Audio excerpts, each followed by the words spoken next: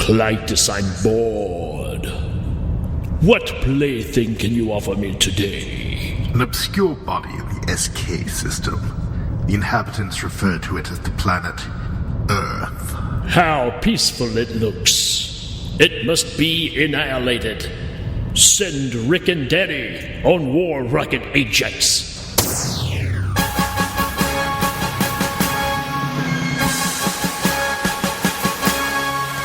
In 2013, Ming the Merciless, ruler of the known universe, declares the Earth to immediate termination. To accomplish this awesome decree, Rik and Danny are dispatched to the planet on War Rocket Ajax. The two encountered something they never thought they'd find, though. Movies. Stalled in their given task, Rik and Danny comb the movies of the Earth, sending reports of their greatness back to Mungo in what is now called the Hail Ming Power Hour.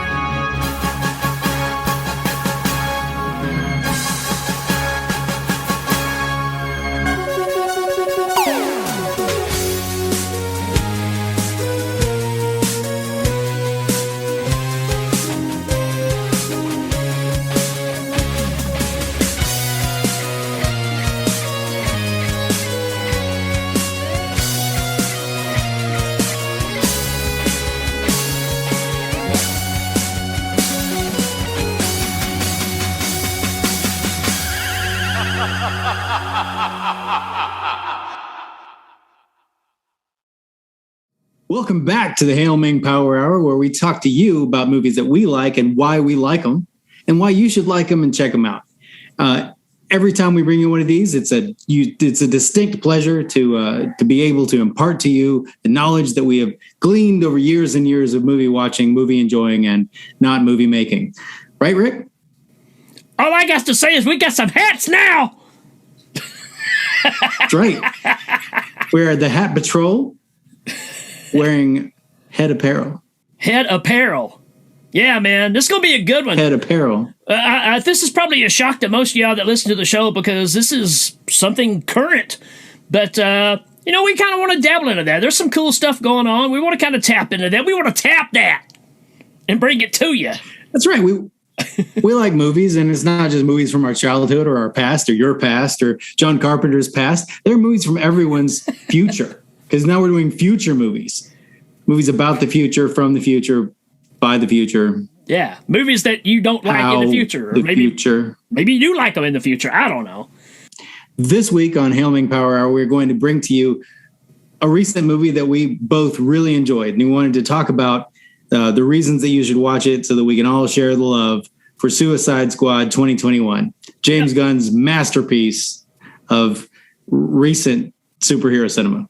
Is it a masterpiece? Probably not. It's a master, and it's a piece. Is it a masterpiece? We'll find out. That's why we're here to talk about it. So what we're going to do is we're going to take a short break. We'll be right back, people. Ah!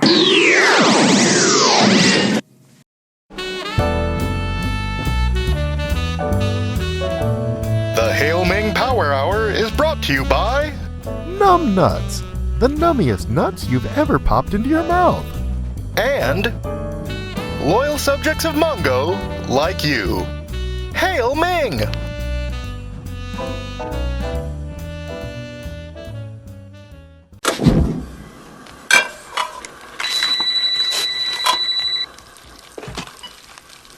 Hello?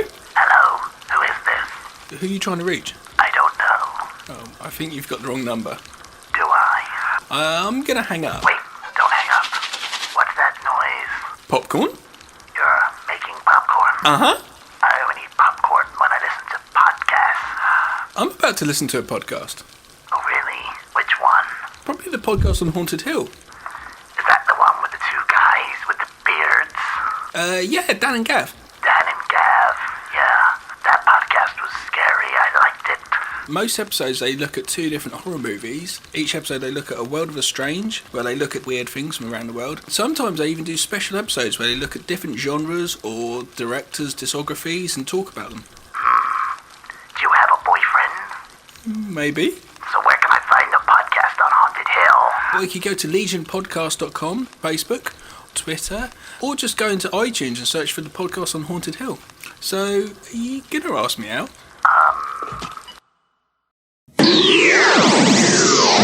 All right, everybody, welcome back, and we are going to jump right into Suicide Squad, the newest version from James Gunn. It really feels like DC kind of got one right here, but I don't want to get too far into that because we're going to screw the story up anyway. So we've got a synopsis to tell us all about it. You ready for this, Danny?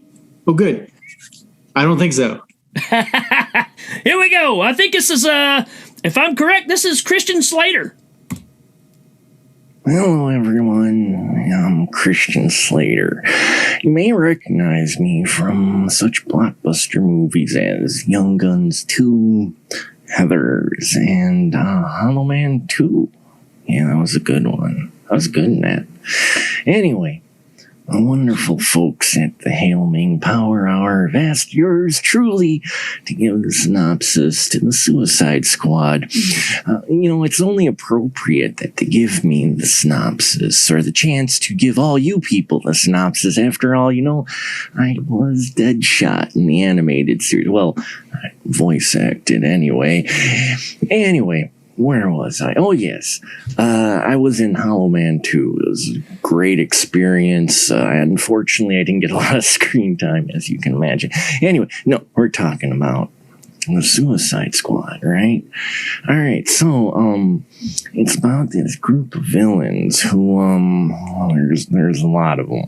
Right? I don't remember all their names. I just know one of them's not named Deadshot because he didn't include me in it. I mean, wait, did someone else come in the room?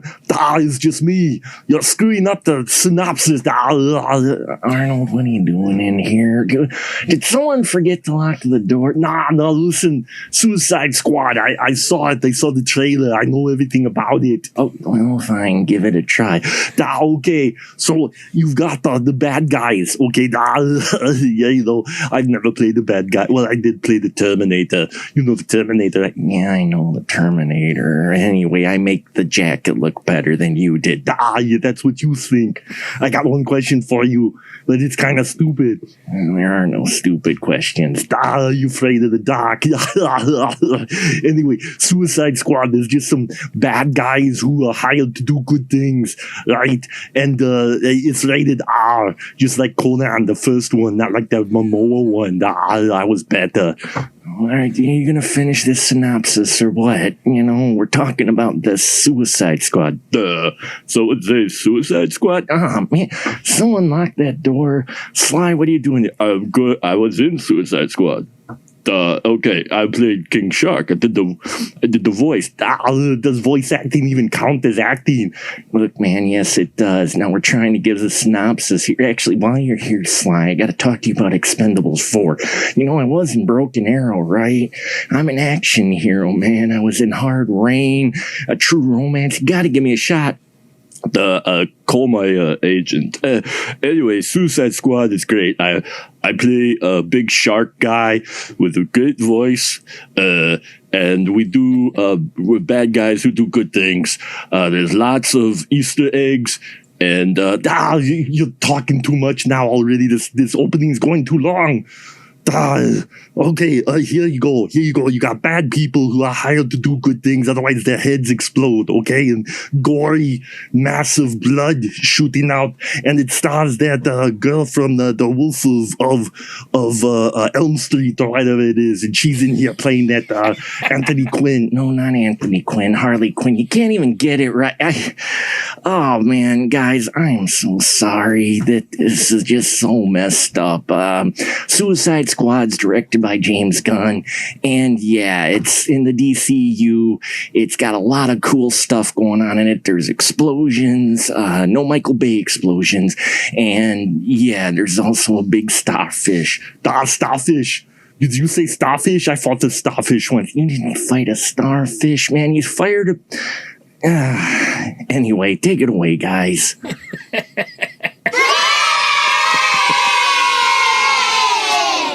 I think we're done here. It was extra long, but yeah. it had a lot going on in it, and there were a lot of celebrities there. Yeah, it was. That's from our good buddy Mark over at the Spoiler Room podcast, which you heard his advertisement early on. I reached out to him, and wow. I mean, hey, man, you want to do a synopsis? And this is what we got. So, awesome job. Like I said, that's it, folks. We're done. We'll see you next time. You can't argue with it. I mean, one of the people in the movie has already spoken on it. Yeah. So I don't know what else we can give you. Let's rock and roll, man. What's your number one reason to watch Suicide Squad? I'll tell you right now, there are a lot of reasons you could watch it. I mean, Michael Rooker makes an appearance. Margot Robbie's fantastic. It's got great actors. It's got a really interesting story and a lot of real good action. But the one thing that ties the whole movie together that I realized last night on a rewatch is the score by John Murphy. I mean, the soundtrack is great. The songs that they picked are quirky and fun, and they bring it into more of a contemporary state by being, indie rock and all mixed with classic rock. That James Gunn does really well. But then I noticed that the score, just like Alan Silvestri did the score for the Avengers, it doesn't overpower the story. It adds to it. And John Murphy does it so well with those heavy guitar riffs, just the action, and all the way to the end. There's the Ratcatcher ending that I was listening to that music and I said, this is John Murphy too. He has a real distinct sound, kind of like, like Danny Elfman does, but he's really started to range out. And I really enjoyed the addition of that music to the overall story. I think it wouldn't have been as good if they hadn't had a composer of his caliber doing that music. Totally agree. And I've got it in my notes as well, but what you said, I mean, what he does so well is taking songs and making them a part of a visual history that will forever be in your mind. You can't hear Mr. Blue Sky anymore and not visualize Groot dancing around. And there's scenes in this movie that are just as powerful where the use of song just really drives that home. He's great at it. Yeah, I mean, and it's just one of those things of finding someone who's really competent and adding their talent to a movie instead of trying to overpower it. And again, just like that score doesn't overpower the scenes it's in, it extends them. It's the same with James Gunn. He doesn't overpower with a style. He knows where to give people the right playground. Right. I'm gonna throw this out here. I've got this one kind of ties in together. I've got two I'm gonna talk about. The first thing for me, what I saw is this is a Hail Ming type movie. If you and I were at work one day and we grabbed this on videotape and went to my house at lunch eating a monster from Hardee's, you want a monster burger. You and me and Mark would be sitting there watching this movie and we would have absolutely loved this movie because it just has enough craziness, quirkiness, goriness. I don't know. It's a movie that would have satisfied us back in the day.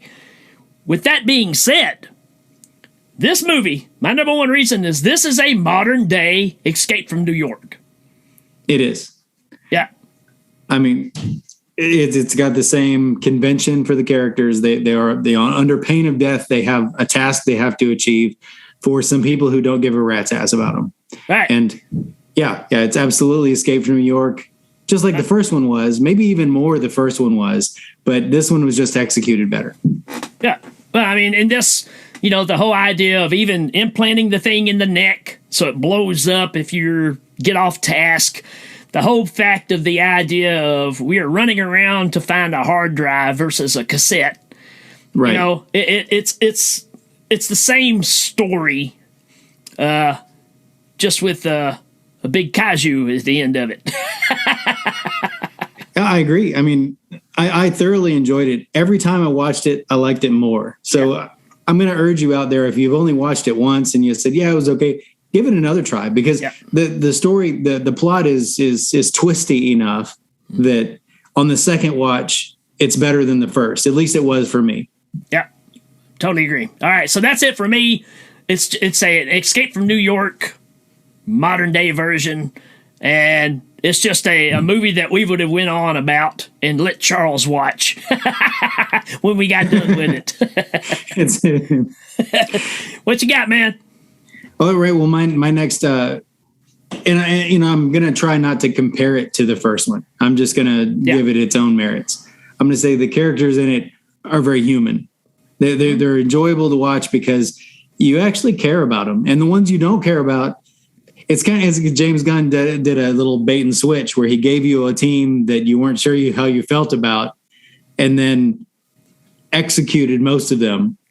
And then he gave you a team that you did care about, and it kind of invested you emotionally. And it also, the timing of the movie was such that it accentuated that. And so I'm going to say the villains are heroic. You can kind of see their heart of gold in some certain key points that makes it really easy to get emotionally invested in the movie. Right. I think that was the problem with the first one. I mean, there was the excitement of it, but the excitement was really about the fact of Harlequin and a new Joker of some sort. And I think that really, I don't know, here you get more personality. I know there's going to be a lot of people that don't like this version because it is too fun, right? It's fun like a Marvel flick. So if you're a fan of the dark and brooding DC stuff, this is a change. It's still as gory as anything, man, but I think it just makes it more fun. And for me, DC's finally gotten one right, and I'm just going to leave it there because I know there's going to be people that hate it because of that fact. But for me, it just works. It makes it more palatable, and I'm not sitting there going, I agree. I mean, that's what I'm saying. You're emotionally invested in the characters. Yeah. And to your point, a lot of DC movies, they take these tentpole characters that hold the whole universe up, and you really don't feel like you have anything in common with them because they're so far above you. Their trials and tribulations are so impossible to empathize with, right? That it's hard to enjoy what they're doing. Yeah. And even Christopher Reeve took Superman and made him into something that to someone you could enjoy watching because he made him a nice guy.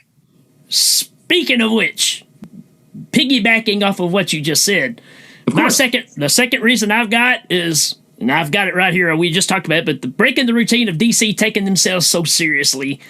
This allows you to accept a set of ridiculous possibilities.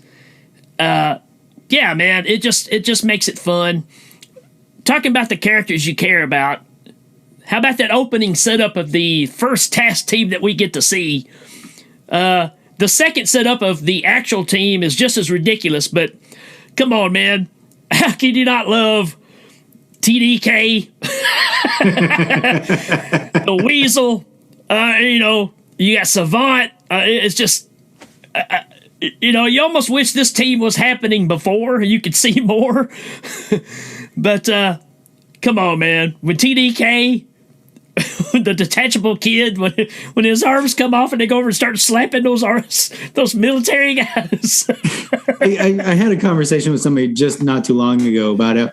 If you had the power of the detachable kid, wouldn't it have been better to send your arm over there to pull a grenade pin or something and then run it back to you?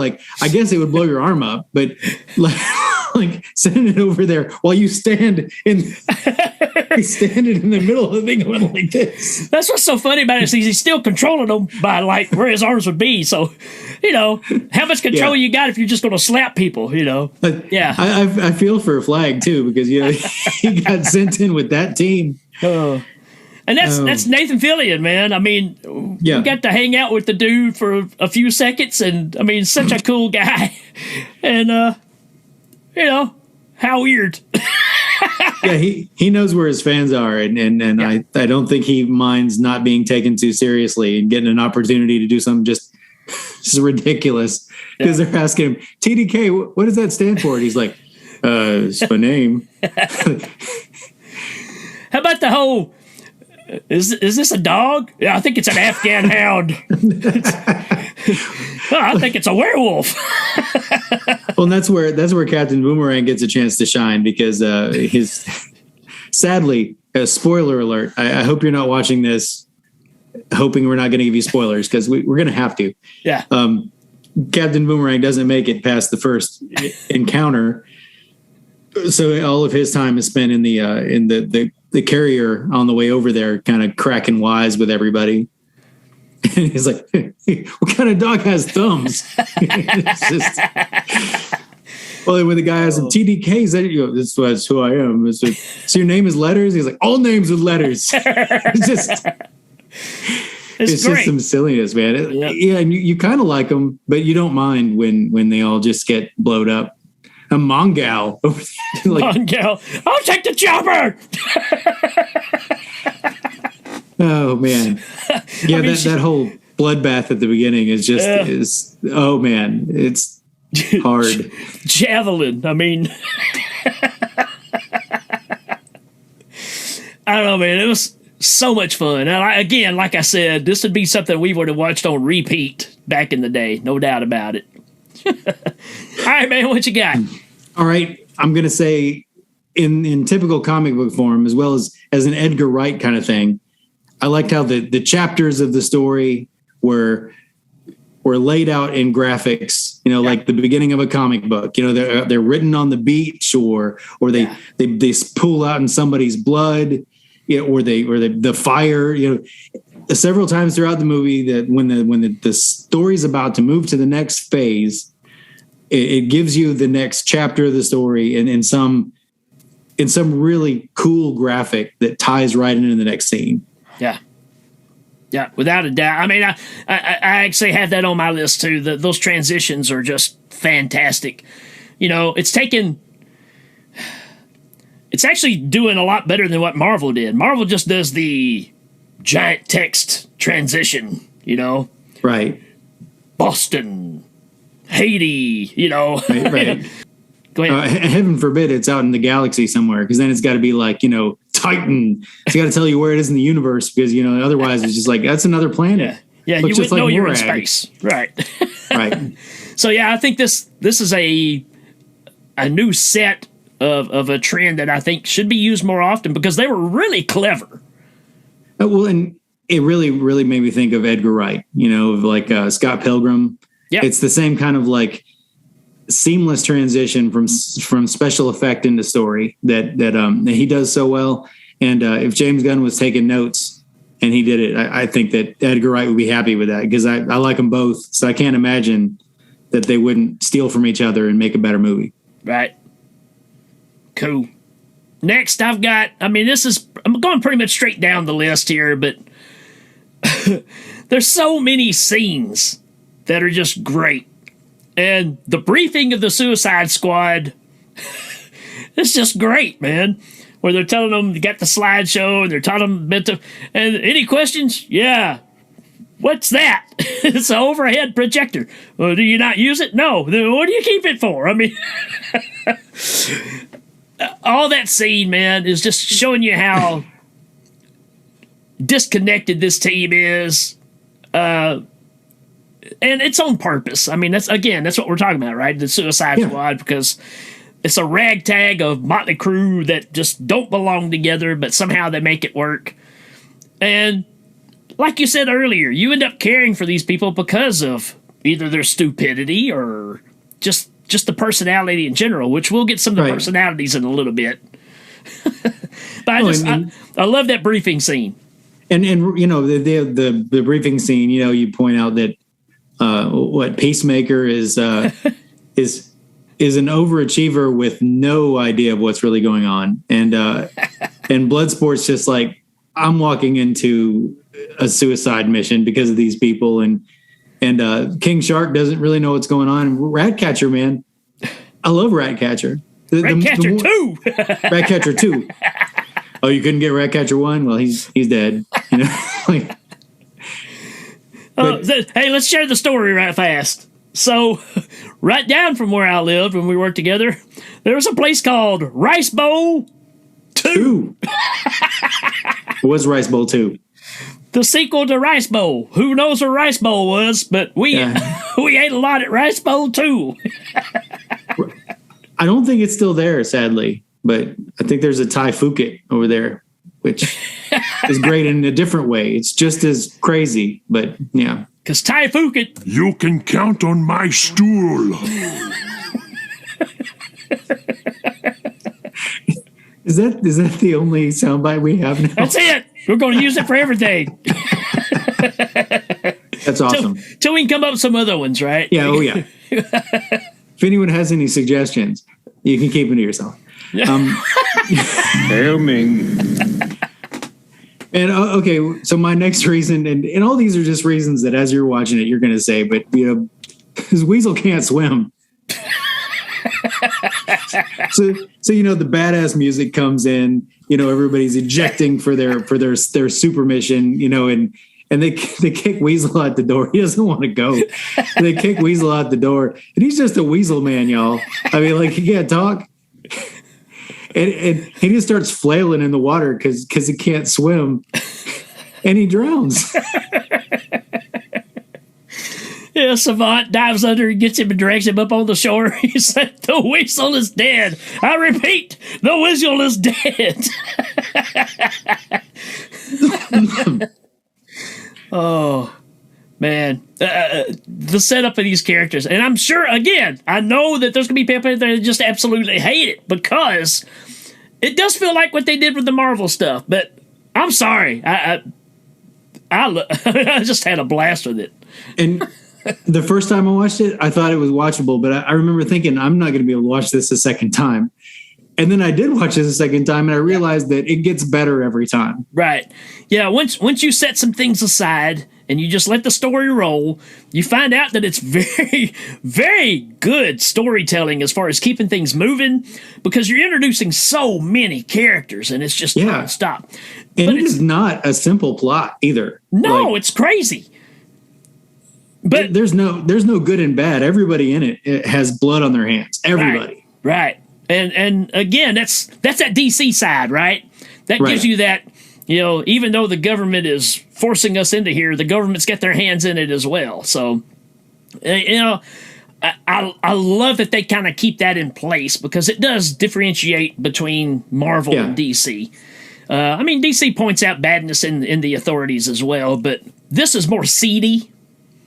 I think what they did a good job of here in that vein is they managed to make sure that the bad guys were so much worse than the characters you were supposed to care about that it wasn't hard to care about those characters. Because part of the DC problem has been like, these heroes are kind of unlikable too. Right. And the villains are they're not even a modicum less likable than the heroes. Yeah. But yeah, man, I feel the same way because it's so different when you feel invested in what's going on versus, like I said, looking at your watch going, all right, here's another CGI fight, right? And right. But yeah, just like these things are bringing up. But my next one kind of ties into what you're saying because you brought up the Weasel, but basically... the Weasel is dead. I repeat, the Weasel is dead. I said that the Peacemaker has a personality of the Tick. Because he's kind of got that, oh, yeah, yeah. And I just, every time he would talk, because he wouldn't get the humor or the sarcasm when people were talking, he took everything literally.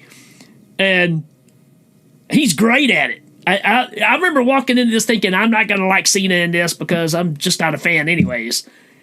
He was fantastic because he played it just right.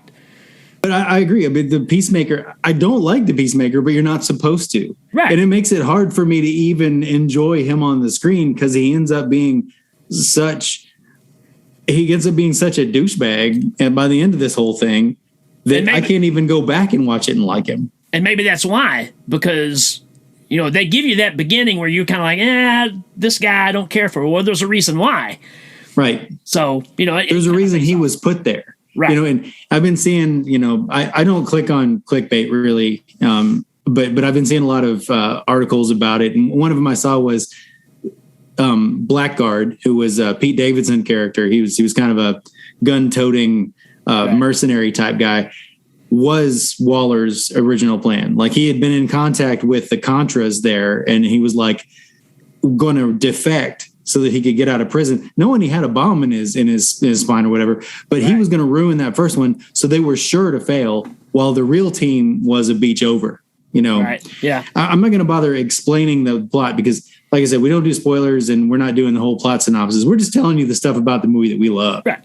speaking of which, talk about spoilers. Did you watch the after credits? Yes. Okay. All right. I didn't know if you saw that or not. So, yeah, setting it up in, I hate to say it, setting it up in Marvel style. Yeah. But, well, I mean, if it works, yeah, there's nothing wrong with taking what works and using it. I mean, I've never been against a filmmaker learning from another one.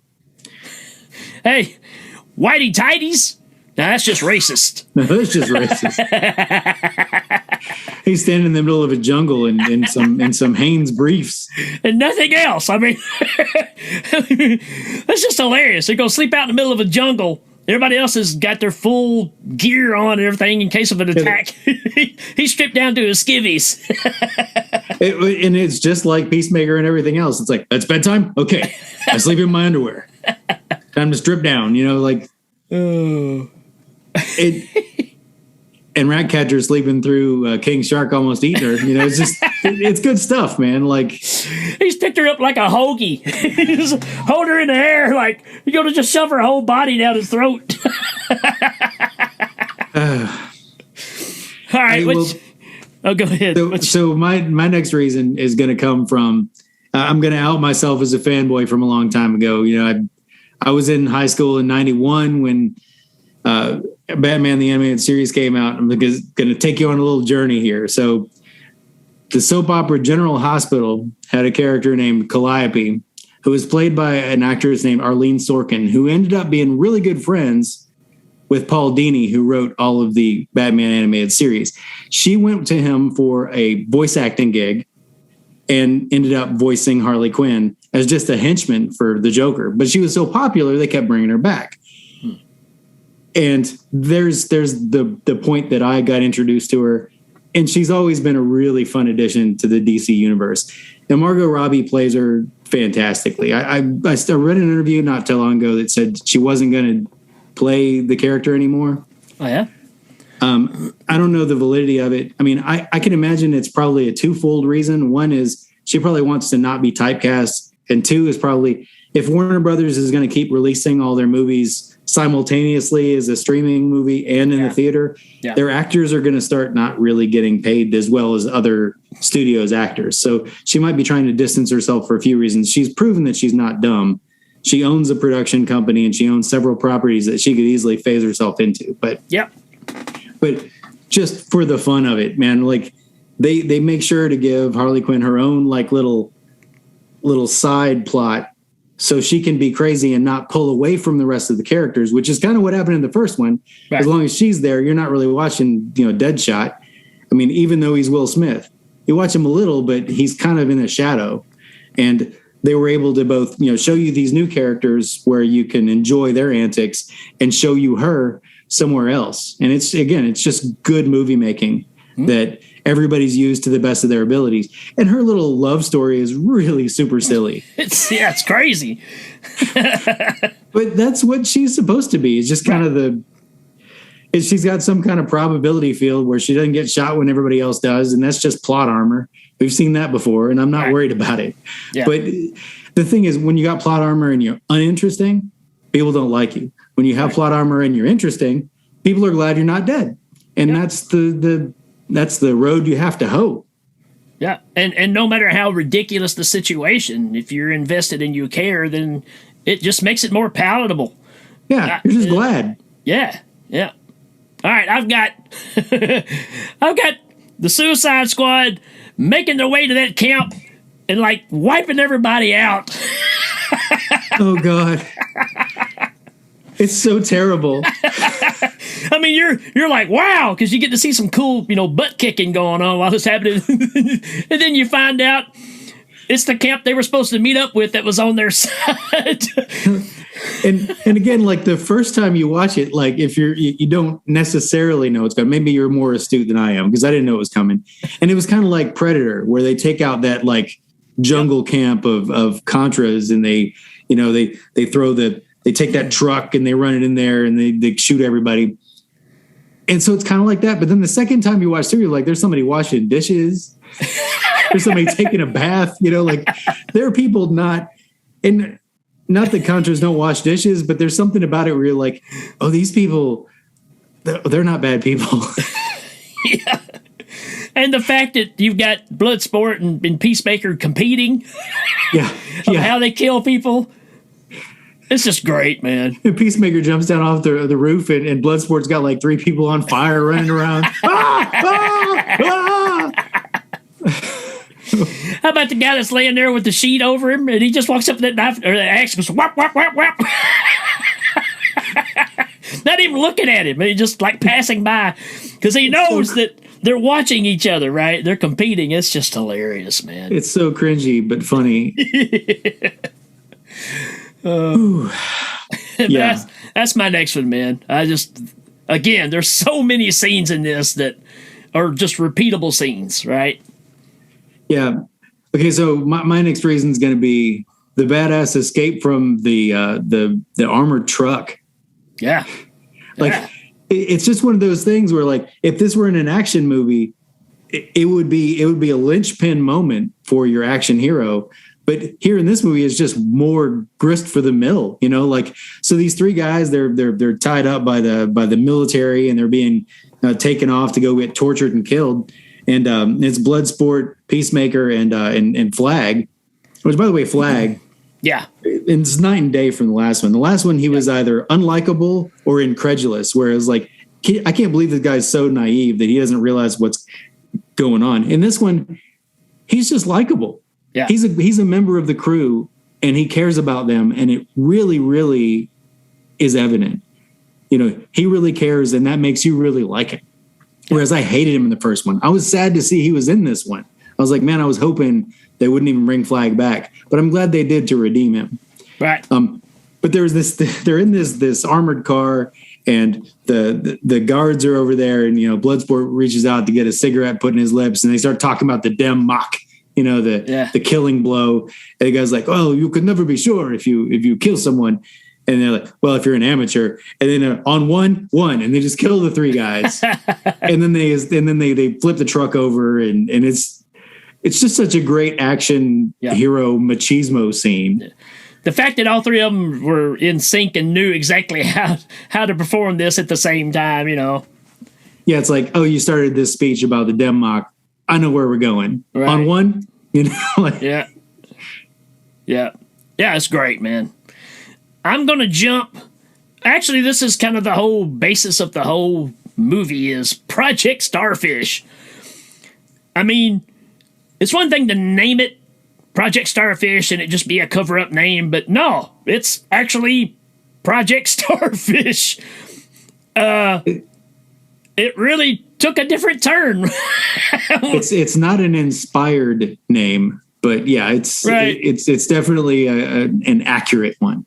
Yeah, absolutely. I mean, and I love the alien type apparatus here where little starfish will come out and get stuck on your face, and you got one big eyeball now, and now you're part of the starfish. And somehow the more psychic energy he absorbs from taking people over, the bigger he gets, he or she, it. Yeah.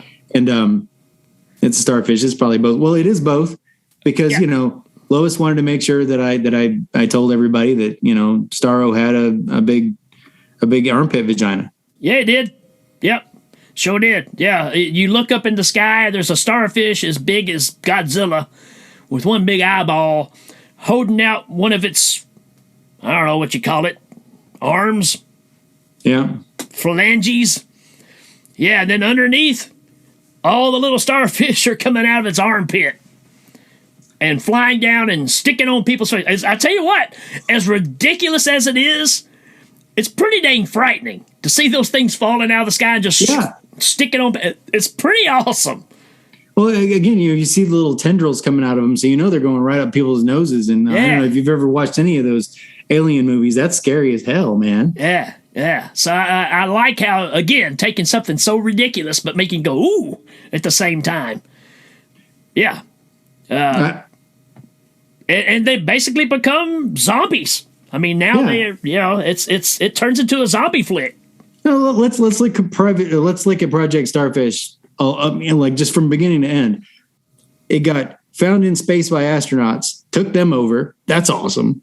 It came down, and the military put it in a glass jar to be studied, and they put the thinker in charge of it, and they put it in this awesome ex-Nazi tower that everybody had been killed from the experiments they were in. That's awesome. Yeah. And then, from this giant stone tower in this tropical island nation, you've got this gigantic starfish monster that's been taking over people for decades. That's awesome. I mean, this villain is awesome while remaining kind of just animalistic and not really sinister. It did what it did because people made it do it. Right. Yeah. It's just protecting itself. And, who knows? Maybe they travel across space and conquer planets. Who knows? Right. And, the thinker says, I call him Starro the Conqueror. And it's kind of an insult, because he's trapped. But, he gets his. Right. Sure enough. But, yeah, I mean, he's a great villain, and he doesn't have to be, he's definitely not your cookie cutter villain from one of these movies. Right. Yeah. Again, so bizarre, so left field, but it works. Yeah. For me, it works. No, I liked it. Originally, they were going to have, one of the plot lines was they were going to fight Superman. Because evil Superman is.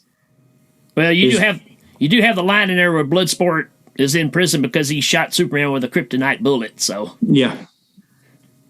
Yeah, and I think one of the characters in the background is like suddenly really impressed with him at that point. There's a he did what? Because he's scrubbing the floor. He's getting gum up off the floor at the time. So it's kind of like, this guy? Right. Starro the Conqueror is definitely a good reason, as much as my next reason, Polka Dot Man. It's next on mine too.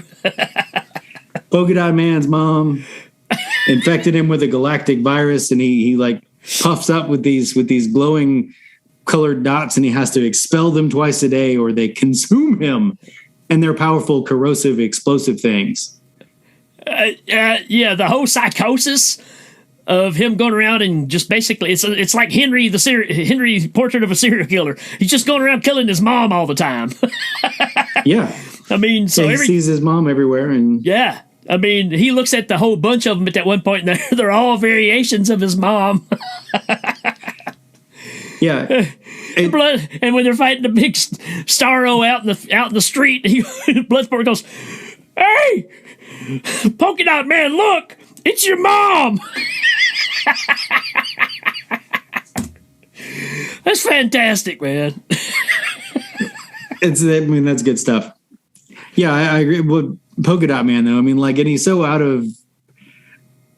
It's great to see them caring about a character that nobody cares about, and that's kind of the point of the Suicide Squad, is to give them a chance to do something dramatic. This guy could have been in the Mystery Men, right? I mean, it's that ridiculous. I mean, even the guy that's in all the Marvel flicks that hangs out with Radu all the time even makes fun of him. "Hey, Polka Dot Man, how about you go work at my son's birthday party?"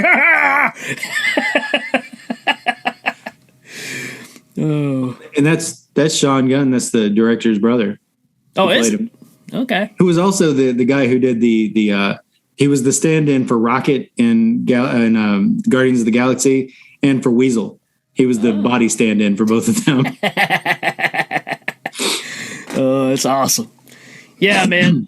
How about I just threw this in there because it just reminds me of stuff that we love, but Harley's big escape scene, right? When the music changes and the flowers go behind her, then you have that one scene where she sees the javelin. It's like, my mom! Right. It's just like Stanley Spadowski from UHF when he finds his mop. There are a few scenes in the movie that just make it work, and that's one of them. That whole escape scene, but especially when she gets that spear, because the spear's kind of it was given to her by Javelin on his deathbed. He's dying over here, and he's like, "Take my javelin," and she's like, "And what? And what?" So when she sees it, she's like, "Oh, I've been redeemed. I get to do whatever I was supposed to do with this javelin." And she just starts killing with it. Yeah. It doesn't matter that you don't know why she can kill with it. She went to college. She's good. Yeah, man. When I saw that, I was like, wow, that's a Stanley Spadowski moment for sure, man. My mom. All right, what you got? I got Bloodsport's arm sling, where he's like slingshotting people with that thing. I mean, not just his weapons. His weapons are cool. They're like some Iron Man nanotech stuff. Right. But like the sling that he's got in his arm, where he's just like pulling back and shooting people with some kind of sling bullets.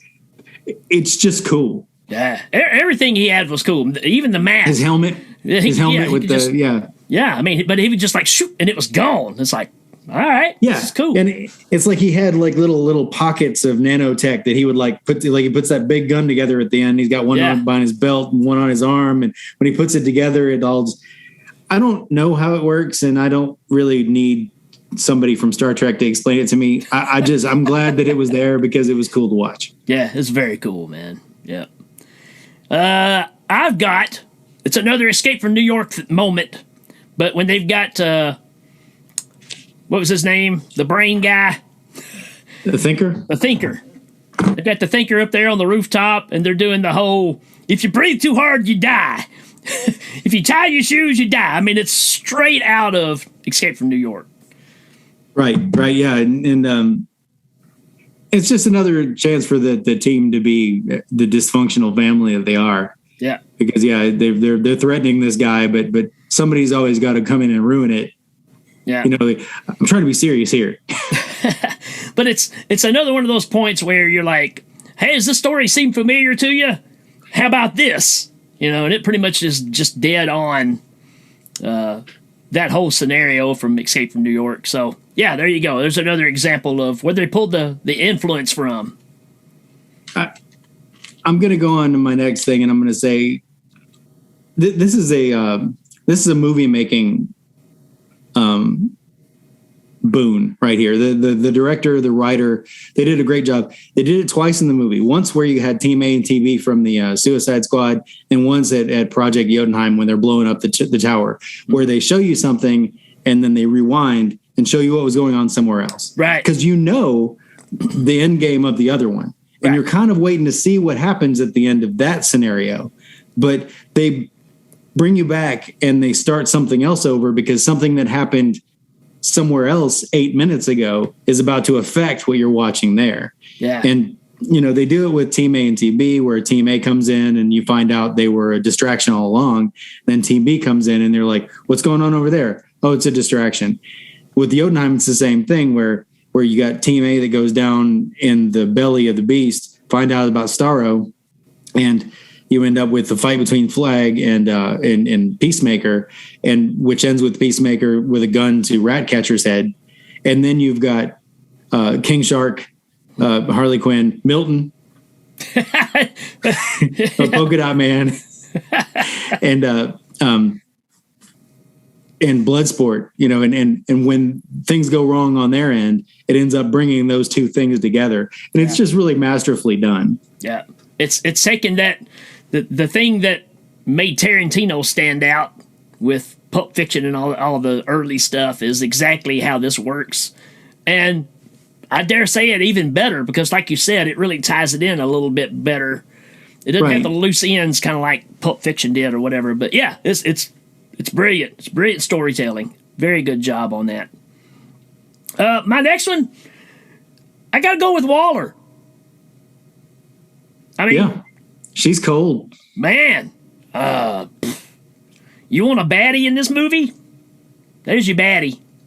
She's no nonsense. She's there for the objective. She's got her orders. You're going to do what she says to do, or you're just not going to live. And right. I mean, she is so pivotal to you caring about these characters, and you don't even realize it.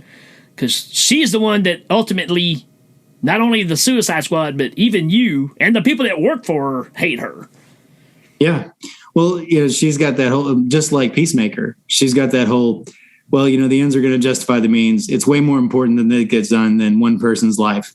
Right. And she makes that calculus so easily that it's easy to hate her, and it's easy for her to just be the villain that you can't commiserate with. She's just so bad. Yeah. So you got to have them. She's a great one. Plays the part well.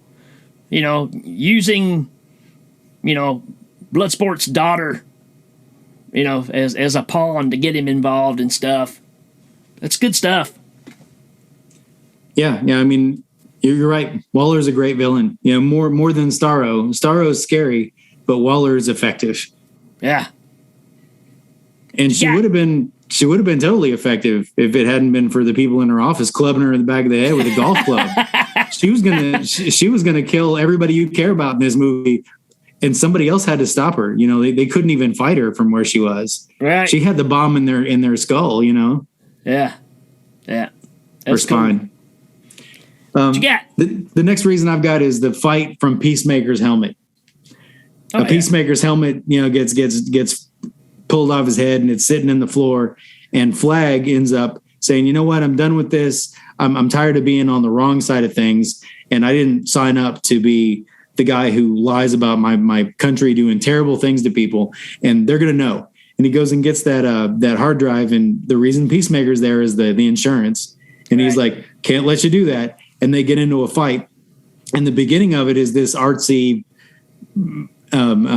reflection fight from Peacemaker's helmet, where the two of them square up, and it's reflected in the chrome clean luster of his helmet on the floor. You know, and I don't want to get into artsy reasoning, but you know, it's kind of a like Peacemaker's helmet is somehow like a gleaming, you know, bright, you know, visual of this whole thing, when really he's not. So who knows? I don't know what they were thinking, but it was cool looking, and I liked it. He kind of reminds me of the Human Bullet from The Tick. Fire me, boy. Yeah. Well, yeah, he's like, you got a toilet bowl on your head, and he's like, it's not a toilet bowl, it's a beacon of freedom, which was in the commercial. It's a beacon of freedom. It's a beacon of freedom. All right, I got one more, and we kind of tapped on it a while ago, but they killed Milton. You've got this guy that's been helping them throughout the whole thing. He's just kind of an extra hand. He drives them places, picks up a gun, helps shoot people from here to there. He gets capped. And they're like, oh no, they killed Milton. Everybody's like, who's Milton? Looking up, man's like, I really liked him. And nobody can even place who Milton is. Are you kidding? He's been with us the whole time. Oh, that Milton. Well, they have to look out in the alleyway and see his dead body, and they go, oh, Milton. That Milton. Oh. And to top it off, you got the very last scene where Harlequin looks at Bloodsport and says, maybe we do this again, Milton. He's like, I'm not Milton. Yeah, we had the conversation where you said your name was Milton. It was only like 3 hours ago. Yeah. So my last reason, it encompasses a lot of stuff that happens right around where you're talking about. So you like make sure I don't have another page. Nope. We're coming right on the end together. My last reason is, yet again, they make these villains into heroes. They disobey the orders that are going to get them killed just to go back and save people they don't know from this monster that they had no they have no guilt for making, and they become the good guys when Waller's going to kill them. And right then you got the music from John Murphy coming in, you know, pumping you up for this battle scene. And then, you know, they break into a run going down the street. I don't know if that gave you goosebumps, but it did me. You know, they get started walking down the street, and then the people in the office are going, well, you got to go down this way because they got you blocked off here. And the people in the office of Waller's unconscious on the floor, and they start helping him out. Yeah. Because they're good people too. And you know, they just break into a run, and I got goosebumps. You know, they're fighting this giant monster. They've got no chance of winning.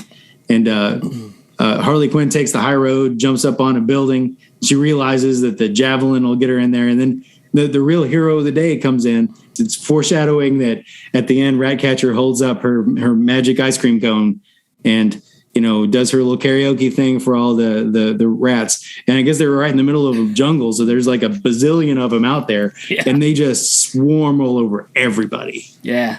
And and again, John Murphy's got music on that, and like the whole thing just comes together. It's so good. Yeah. It's so good. Because you got King Shark, which we didn't even mention on the list, but I mean, oh man. I mean, how do we miss him? Yeah. He's awesome. A definite top reason to watch this because he's just so goofy and so much fun and so dangerous all at the same time. Yeah. I mean, he can't get killed. I mean, I'm sure he can, but like not by conventional means because they shot the hell out of him. A building fell on him and everything. Yeah, even those little jellyfish things that come after him, the little cutesy things attack him. They're the only things that really start tearing into him a little bit. Yeah. But I love it when he's trying to disguise himself so he can fit in. He just does his finger across like this, like he's got a mustache. Like, nope, still know it's you. Oh! I mean, so ridiculous it works. I mean, but man, he just climbs up the starfish and starts chewing on it. You got the rats attacking, then you got Harley running with her javelin right into the eyeball of the thing, and the rats get inside. I mean, that whole thing it's just great.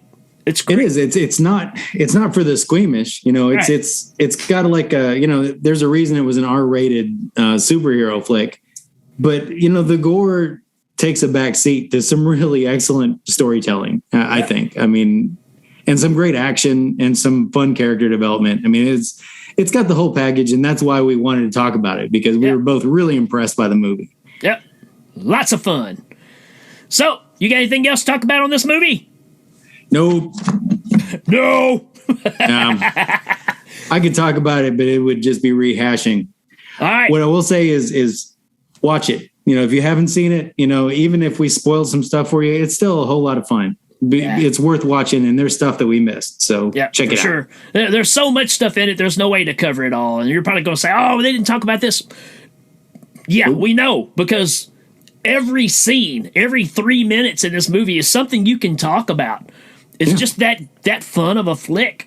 And there's characters that are side characters, I'm sure, that we missed that would be lifelong, we'd be lifelong fans of down the road. It's just that kind of flick. It really, is one of those things that we would look at back in the day and said, yeah, we gotta put this over here close to G versus E. G versus E, man. Anybody out there remember that? The Pate brothers. Oh, late 90s, mid 90s. Awesome. So much fun. All right. With that being said, that leads us into our next part of the show, which is called Get Fact. Hi, all you sexy listeners. I'm Heather Powell from the Friday Nightmare podcast on the Legion Podcast Network. And it's time to get fact with Ricky and Danny. Buckle up. It's going to be a ride. I might have to be excused after that one. So there you go, folks. Heather Powell, another member of the family here at Legion Podcast. Super fun, super great podcaster. They've got a great show going over Friday Night Nightmare podcast. And I just love them folks. We got to hang out together in one of Bo's little sessions a while back. And Scott, the other host of the show, has been following us since day one, so it's always good to get these guys involved. So make sure you go check out their show. Yeah. And thank you for sending that to us, Heather. Appreciate that. So we got facts we're going to give you, and we got four facts. We're going to tell you facts, and if you can pick which one is the real one, we give you a nice gift. That's right. This one hasn't been claimed because nobody's won this one yet. So we're not gonna change it up till we get a winner. Well, but people can watch this whenever. Okay. Yeah. Well, but if you win, you get this copy. It's a Blu-ray set. Stanley Kubrick, 2001, Clockwork Orange and The Shining. Unfortunately, it's just the case because inside is a copy of Werewolf versus the Vampire Women. That's right. You can't get quality like this anywhere else. You can't get quality. There's a lot of truth to that. Hail Ming. So, we got some facts we want to share with you. Danny, go ahead and give us some facts. All right, I got my first fact here in regards to 2021's Suicide Squad. Starro was motion captured to a specific actor's movements. Jean-Claude Van Damme was utilized to wear the green for this special effects role. Wow. Bloodsport. That's right. Maybe that was why. They were like, we need real Bloodsport for the villain too. Yeah, why not? Speaking of Starro, something that people don't know, they weren't going to use the name Starro at first. They were actually going to name the starfish Jefferson. So they're going to be called Jefferson Starfish in the movie, but they decided to change their mind and went with Starro. That makes a lot of sense. All right. My next fact is that all the jungle scenes were shot in James Gunn's spacious backyard. Wow. It's got to be a big backyard. He's got a big backyard. They always used to tell him that in high school, and he used to take it as an insult, but now he uses it to his advantage. Wow. You got a big backyard there, Jimmy. Been eyeballing that big yard, James. Leave me alone, guys. All right. My last one is, making this movie, they used real rats. So when you've seen all the rats running and stuff, a lot of those, you got obviously some CGI stuff, but they used some real rats in this movie as well. So it's hard to pick them out, but a lot of work there. Use some real rats. They're like alumni from the Dracula movie. They covered them all in oil and put them on a boat. Yeah, absolutely. So there you go. There you go, facts, folks. Which fact is the fact? Which fact is the fact? There you go, folks. So, like I said, you can win this handy-dandy Blu-ray that nobody has claimed because, sometimes winners just say, you know what? Let's share that gift with somebody else. Everybody just doesn't want to get fact. Or maybe you already got fact and, you don't want to get fact again. I won't get fact again. All right. Oh. Okay, so that brings us up to interview time. Ladies and gentlemen, this is going to be a good one. All right, so here we go, folks. Everybody make welcome to the Hail Ming Power Hour, starring as the Weasel in the movie. It's the Weasel! Oh, buddy. Not that Weasel. Oh, yeah, not that Weasel. Let me see if I can pull him up. I think I found him here. Ladies and gentlemen, the Weasel! There he is. Ah. I may need to interpret this. I spent some time on Arborea, and I speak lesser muskrat. Probably it's a similar dialect to Weasel. Oh, okay, we'll give it a shot. Weasel, first off, how the heck are you, buddy? Tough break having such a bit part in this movie, but you really chewed up the scenes, man.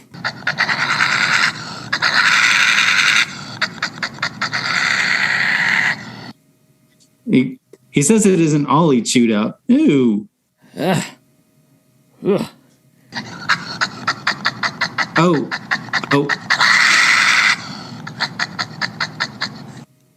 Good catering. He meant good catering. Okay, that's good. What a great deal, man, to get to work with all those A-list actors. Have you ever been approached for any new acting jobs since the movie's success? Really? He says it doesn't compare with his time on the Gilmore Girls. Gilmore Girls? Lordy mercy. Have you ever been mistaken for a werewolf in public? He says only in bed.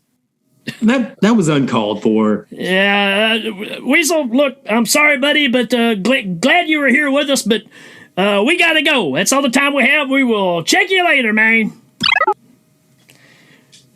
There you go, folks. Only right here on the Hail Ming Power Hour, the Weasel.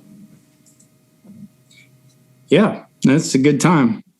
I'm glad you could translate, man, because I would have never gotten through that.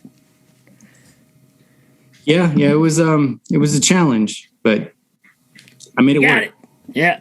All for you, people. We'll be right back.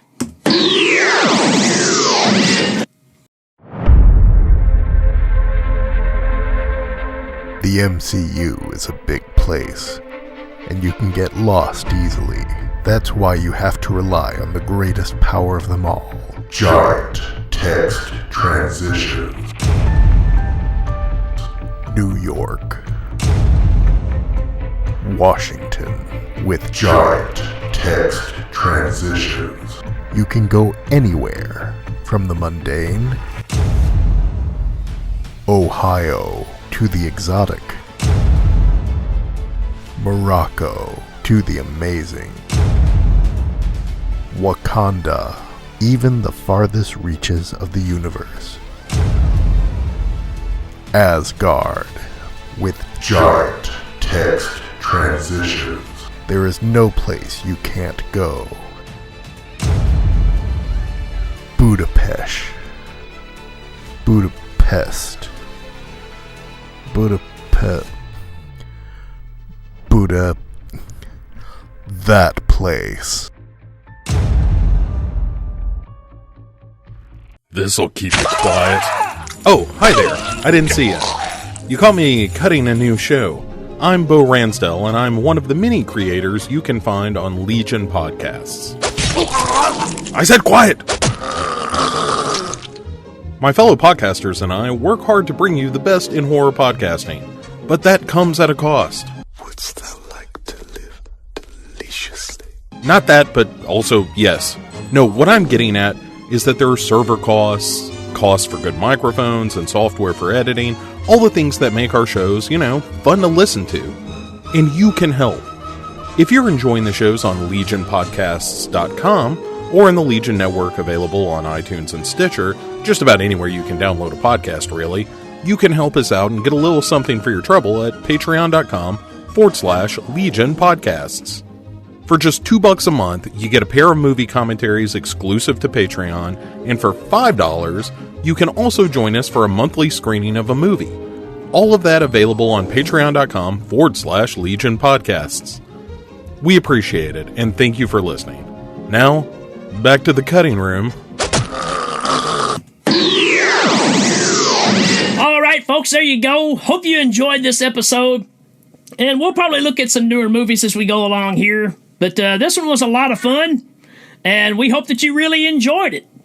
Yeah, I hope that you guys enjoyed as much as we did, because it's definitely a new movie that we just enjoyed the heck out of, and we think you will too.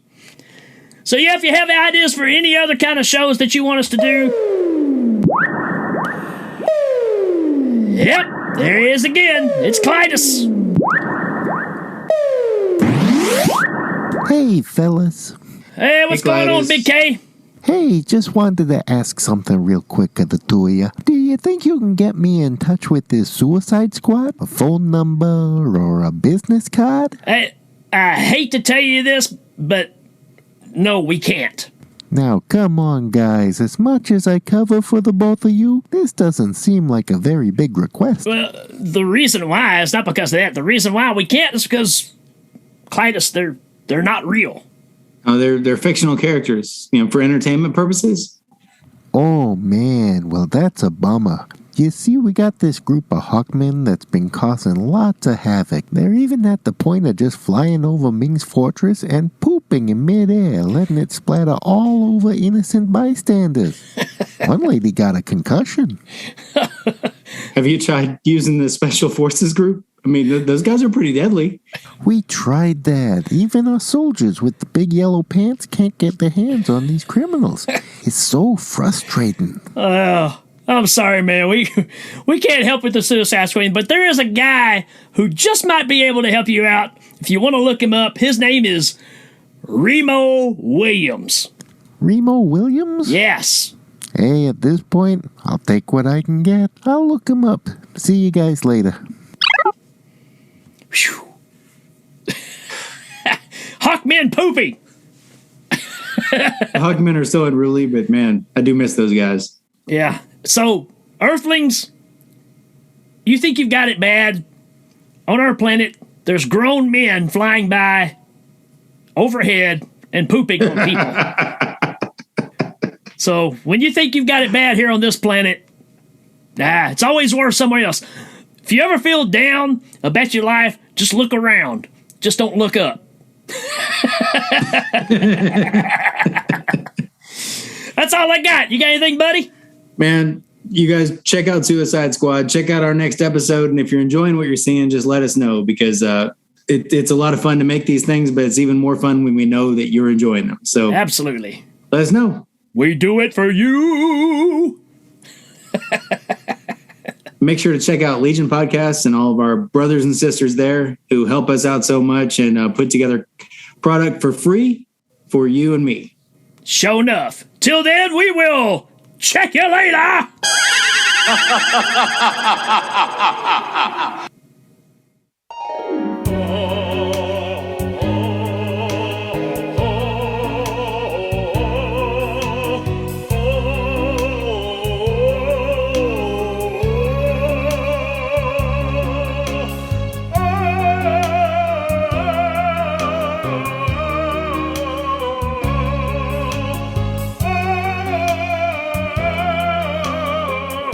Oh